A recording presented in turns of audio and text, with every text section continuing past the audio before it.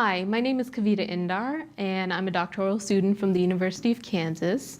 Today I'm going to be presenting an equity-based approach to co-designing UDL learning environments. Now, this requires a reframing of UDL from an access-based approach to an equity-based approach. I like to think of it as entering a library, and we can all get to the books. However, our ability to read the books meaningfully depends on components of equity, such as race, gender, income. Now, currently, UDL prioritizes accessibility and makes the assumption that if UDL is implemented efficaciously, then equity is guaranteed. However, I argue that access is not tantamount to equity, particularly in the American public school education system, which has had a contentious relationship with race. If we look at its history with slavery, Jim Crow South, and more recently, mass incarceration of African Americans. Put another way, if UDL is conceptualized as designing to the edges, then the American public school system has been designed to the edges of whiteness due to the history of racial segregation. Now, Gilborn defines whiteness as a set of assumptions, beliefs, and practices that is stacked in favor of whites and assumes that they are the norm. This is evident in the Brown versus Board of Education case, this discrepancy between access and equity. The Brown versus Board of Education case may have legislated access, but it could not ensure equity. Instead, what it did guarantee was white flight from desegregated schools. Furthermore, for white middle-class parents that left their children in desegregated public schools, what ended up happening is that race became associated with ability, and this contributed to the problem of the over-representation, over-identification of African American students for special education services. Now, I propose that an equity-based approach to UDL would address some of the policy, program, and practice concerns with an access-based approach to UDL. The first component of an equity-based approach to UDL would be to address a research concern, which is that even though UDL claims it addresses the needs of the learners at the margins or those at the edges, UDL research rarely identifies the demographics of its participants. So we really don't understand what the composition of those at the margins looks like. So the first thing would be to make it very explicit who these learners are at the margin. Now, one note of caution, though, is that from an intersectional perspective, it can be very easy to simplify these categories and make them additive.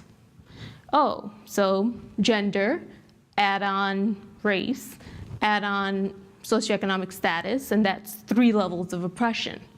However, the multiple intersecting categories, they're much more complex than simply adding together categories.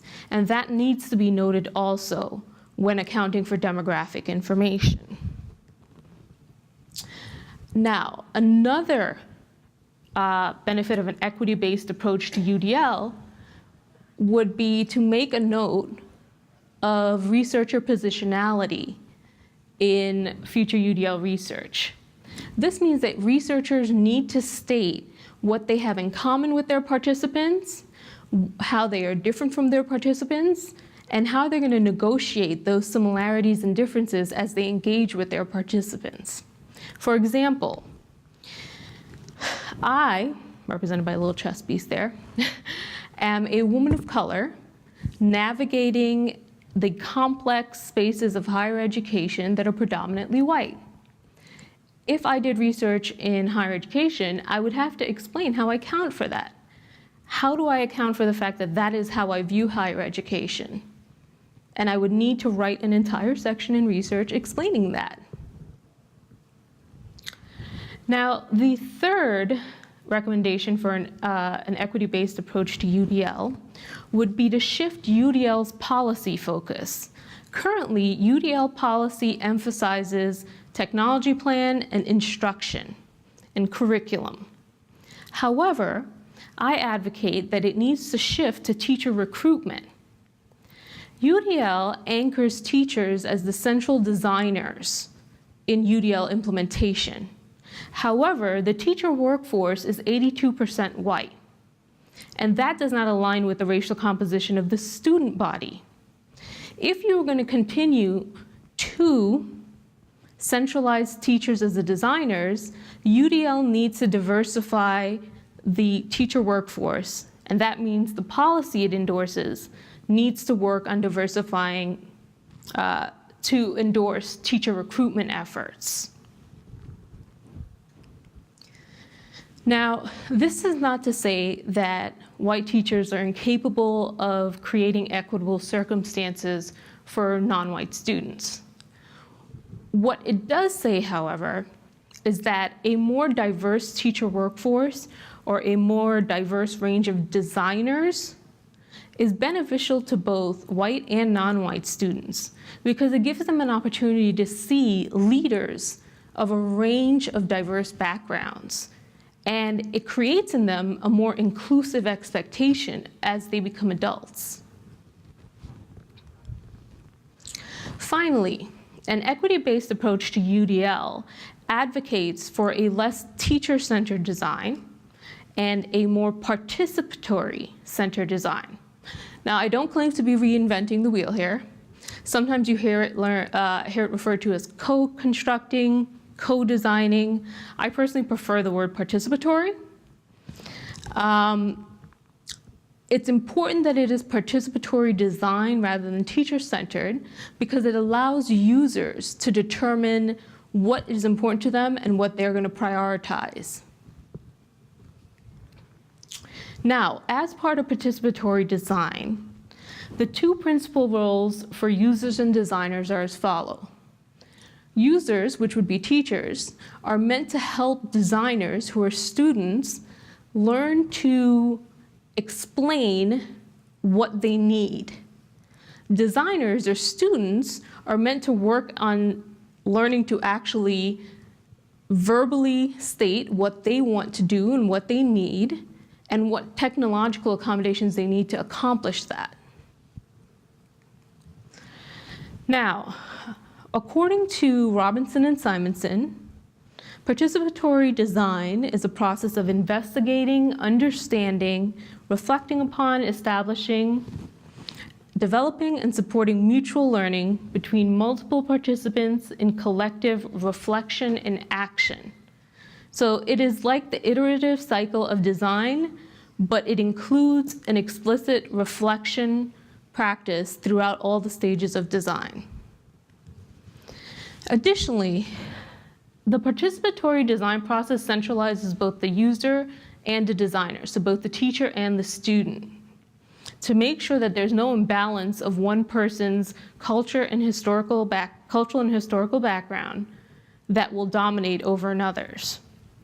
Now, in doing so, participatory design advocates for something known as culturally sustaining pedagogy, which is defined by Paris as sustaining the cultural and linguistic competence of a student's community while simultaneously offering them access to the dominant cultural competence.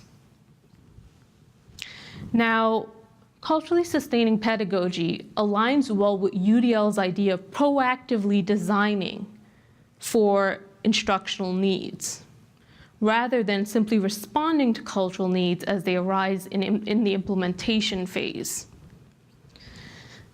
We see this push for UDL from an equity-based approach already arising in some research. Waitol and Thorius proposed something called the cross-pollination of UDL with culturally sustaining pedagogy. Now, the cross-pollination simply said you keep both frameworks intact, but you simply take the strengths of each to create a much stronger, cohesive, and joined framework. Now, there's never been a more important time for UDL to be reframed from an equity perspective. Recently, the Equal Opportunity Project released a study that said that when they looked at intergenerational mobility, they found that African American and American Indian males had the most downward trend in intergenerational mobility, even when they were born into wealthy families. So when they were born into wealthy families, if you looked at it across generations, they always went down in mobility. Now, they found also that family characteristics didn't matter. Addressing things such as marriage, education, none of it had an impact on this lowering of mobility across generations.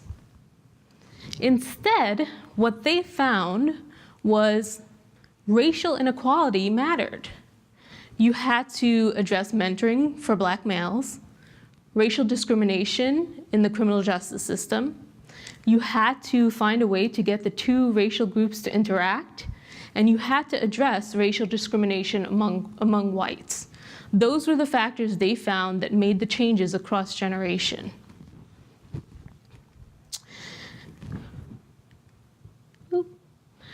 Finally,